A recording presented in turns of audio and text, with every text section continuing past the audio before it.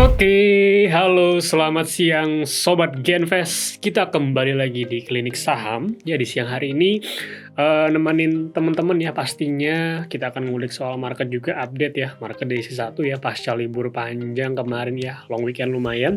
Tentunya bersama saya Andrian, tapi saya nggak sendirian seperti biasa ditemani oleh Mas Mino di sebelah saya di sini. Halo Mas Mino, bagaimana kabarnya? Baik-baik. Ya, Oke. sebaik market kita hari ini walaupun agak turun ya udah. Ya, Udah tadi mulai lumayan dari turun rebound lagi ya. Mungkin biar lebih jelasnya update dulu mungkin nih Mas. Sesi Sesi satunya nih pertama gimana? ya tadi ya. Oke, di sesi pertama tadi IHSG ditutup menguat ya. 21 poin atau 0,31%. Dengan penopang utamanya itu di sektor infrastruktur ya, ini menguat 1,14% karena Brent masih auto reject atas ya tadi pagi ya di sesi 1. Kemudian sektor kedua yang juga menjadi penyumbang penguatan IHSG ya di sesi pertama adalah sektor energi karena untuk harga komoditas ya seperti minyak, kemudian harga gas juga ini mengalami kenaikan ya di perdagangan sehari sebelumnya ya di LME di Wall Street. Nah itu yang menjadi katalis cukup positif.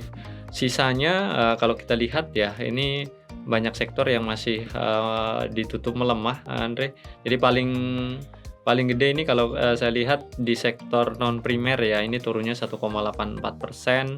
Kemudian juga di sektor teknologi ya. Ini ada satu emiten yang hari ini mencapai level terendahnya ya, yaitu di harga 50. Tidak lain tidak bukan yaitu saham Goto. Jadi kurang lebih itu sih di sesi 1 dari sisi transaksi value-nya sekitar 5,31 triliun, tidak terlalu rame. Kemudian dari nilai tukar rupiah ini menguat ya setelah kemarin sempat melemah cukup signifikan gitu. Ya, jadi hari ini ada rebound ya, yang mana kita tahu beberapa hari kebelakang market nih nampaknya kurang bergairah ya. Kemudian aksi net sell juga masih lanjut terus nih Mas Mino ya, bahkan kemarin terakhir ada peningkatan nominal ya. Dan transaksi juga ini masih cenderung tidak seramai biasanya ya, masih agak sepi-sepi. Tapi let's see ke depannya ya, semoga ada kembali peningkatan, harapannya seperti itu. Dan buat Sobat Genvest, so jika ada pertanyaan silahkan disampaikan aja langsung ya via komen di kolom chat kita, atau mau via audio mau ngobrol-ngobrol langsung sama kita juga boleh banget pastinya ya. Kita coba lihat ada pertanyaan yang masuk kah? Oke. Halo dok, mau kepo dong? Boleh. Java udah breakout nih, boleh buy atau tunggu retrace dulu? Oke. Kita coba Java ya. Java tadi seingat saya ada kenaikan yang cukup signifikan nih. Ya, Java hari ini harganya loncat ya, roket ya, sampai tadi sih sempat hit tertingginya itu ini di 1400 ya teman-teman semua ya. Dan memang secara langsung ini ada breakout ya, ada sedikit ya teman-teman dari level downtrend line-nya ya, dari minor short term-nya di sini kalau kita lihat minor bearish short term-nya. Volume juga lumayan hari ini tinggi, tapi apakah boleh buy? Better karena breakout-nya pun juga masih belum terkonfirm ya karena belum closing ya. Jadi better wait dulu sampai besok ya teman-teman semua ya. Karena khawatir akan adanya pembalikan pullback dan harga masih belum mampu untuk tervalidasi untuk breakout itu sendiri. Namun secara skenario-nya ya, target resistance sendiri itu di 1430, kemudian di sekitar level 1475 ya, atau mendekati 1500 lah untuk target bullish dari Java ya. Dan memang kalau kita lihat secara lebih luas lagi skupnya ya teman-teman ya, ini secara tren ya, kita coba tarik ya secara mid termnya sendiri. pasca di area titik rebound tersebut itu harapannya bisa menjadi titik low ya, teman-teman, karena pas di area support di 12.70. Jadi mungkin lebih menarik memang, apabila ada kelanjutan di esok hari ya, untuk lebih validasi rebound di hari ini, seperti itu mungkin ya. Dari indikator juga udah masuk area oversold dan ada golden cross hari ini ya, pasca ada kenaikan harga ya, itu untuk Java ya teman-teman ya. Seperti itu, untuk swing sih menarik sebetulnya ya, sampai ke level 1.500. Oke, ada tambahan soal Java? Ya, untuk harga ini ya, jadi Java sebenarnya kita udah bahas beberapa waktu yang lalu ya. Jadi ada dua hal yang cukup positif ya terkait dengan Java. Yang pertama adalah terkait dengan harga bahan bakunya ya, terutama harga jagung. Jadi karena jagung ini sudah musim panen, jadi kemungkinan harganya akan kembali turun, dan ini tentunya sangat menguntungkan ya untuk emiten-emiten di sektor pakan ternak. Karena sebenarnya kalau untuk emiten di sektor pakan ternak itu boleh dibilang hanya ada dua hal lah yang sangat menentukan, yaitu pertama tentunya harga dari ayam itu sendiri atau broiler, dan kita tahu harga broiler juga belakangan mengalami kenaikan ya, karena kan hari raya kemarin juga hari raya Idul Adha ya, juga tentunya ada sentimen cukup positif. Kemudian yang kedua adalah tadi terkait dengan harga bahan baku.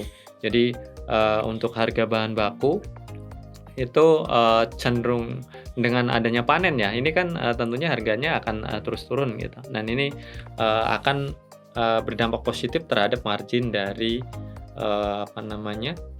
dari Java gitu, Andre. Jadi memang ya secara fundamental juga cukup mendukung lah untuk Java-nya.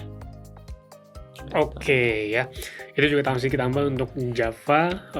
Sekali lagi reminder buat teman-teman, mungkin kalau ada pertanyaan boleh ya disampaikan aja ya, teman-teman jangan ragu.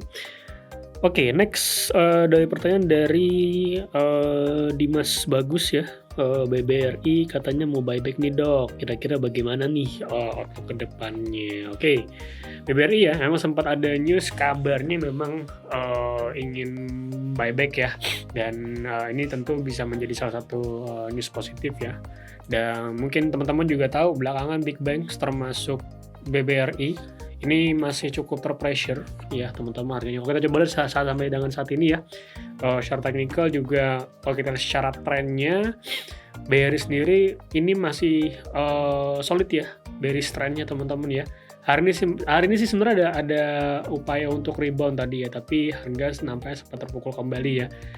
Tadi bahkan sempat hit sampai level 4 mendekati level 4.000-nya ya teman-teman semua ya, atau low-nya tadi itu lebih tepatnya ke 4.090 ya. Jadi mulai mendekati level 4.000. Kalau untuk trade sih belum rekomen ya, karena at least dia pun masih belum mampu untuk keluar dari area trendline ya di sekitar level 4.300 ya, dan aksi net sale yang masih berlanjut pun nampaknya ini belum jadi sinyal yang oke sebenarnya untuk teman-teman entry trade di BBRI ya. Tapi kalau dari tim research kita untuk view jangka panjang ya, mungkin buat teman-teman yang tertarik untuk long term dan DCA, rekomendasinya masih add ya dengan target itu di 6.500 ya untuk BBRI ya.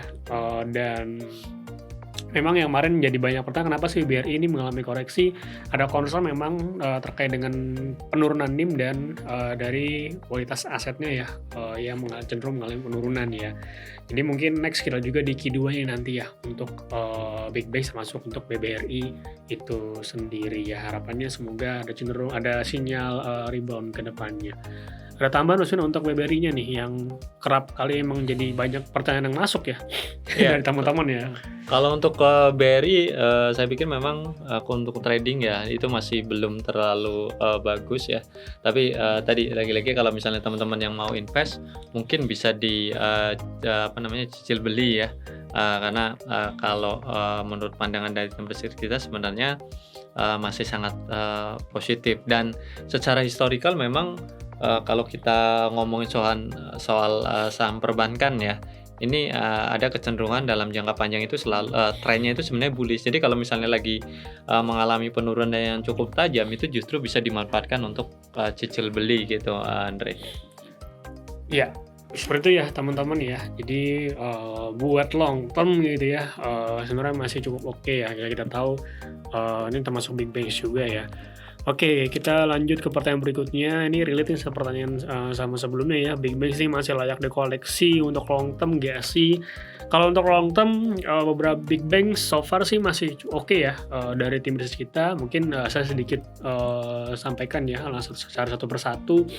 Untuk BBRI tadi sempat di-mention, itu rekomendasinya masih add atau buy dengan target price di 6.500. Kemudian untuk BNI itu juga rekomendasi masih add ya dengan targetnya itu di 5.700. Lalu untuk Mandiri juga rekomendasi masih add dengan target di 7.100, dan BCA ya itu juga rekomendasi masih add dengan target di 10.900 ya. Jadi untuk long term ini masih cukup ideal lah teman-teman ya, apalagi dapat harga yang memang saat ini ya bisa dibilang diskon gitu ya, harga lagi murah, jadi makin murah gitu ya. Tapi secara quality harapannya sih masih cukup prospek lah ke depannya ya untuk big banks. Tapi untuk trading balik lagi buat teman-teman yang ingin short term trade usah di saham big banks, ntar dulu ya, kayak nampaknya belum ada sinyal yang cukup oke nih untuk jadi ke titik entry teman-teman ya. Jadi wait and see dulu jika teman-teman untuk trading ya teman. Kita juga masih menunggu ya adanya sinyal dari foreign flow yang cenderung net buy ya, jangan net sell terus ya, karena belakangan emang ini masih net sell terus nih untuk banking itu sendiri. Seperti itu bankingnya ya. Oke, tidak terasa ternyata sudah di penghujung acara dan itu jadi pertanyaan terakhir. So thank you buat teman-teman Sobat Genvest yang udah hadir dan udah mau jawab pertanyaan. Semoga bermanfaat ya dan jadi insight ya teman-teman. Dan jangan lupa untuk follow sosial media kita, Instagram kita silakan biar nggak ketinggalan info-info menarik pastinya dari CGS International Sekuritas Indonesia, karena ada banyak event-event edukasi ya dan info-info lain yang seru banget. Sayang kalau teman-teman ketinggalan, jadi langsung follow ya dan ajak kerabat, family, teman-temannya ya untuk segera mulai berinvestasi tentunya. Dan saya perlu sampaikan disclaimer on segala opini dari kami ya, dan happy trading, lanjut tradingnya ya, dan nanti semoga portonya terus happy, cuan selalu pastinya. So thank you, sampai jumpa kembali di klinik saham berikutnya. Thank you.